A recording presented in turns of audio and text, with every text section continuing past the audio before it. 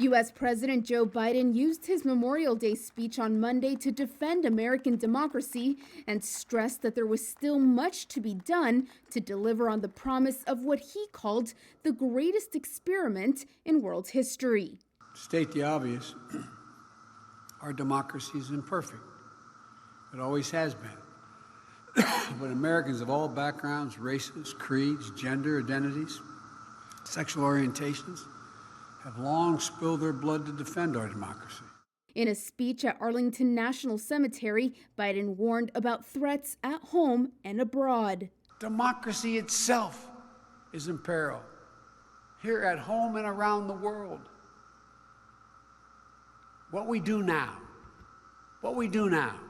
how we honor the memory of the fallen, will determine whether or not democracy will long endure. And he emphasized voting rights were the bedrock of the American system of government. Democracy thrives when the infrastructure of democracy is strong. When people have the right to vote freely and fairly and conveniently.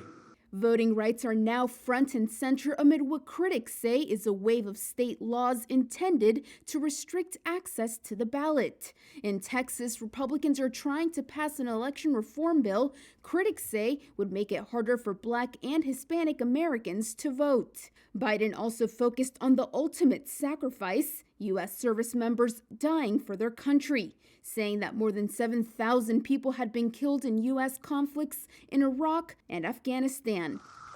In honor of the fallen, Biden, accompanied by Vice President Kamala Harris and Defense Secretary Lloyd Austin, laid a wreath at the tomb of the unknown soldier.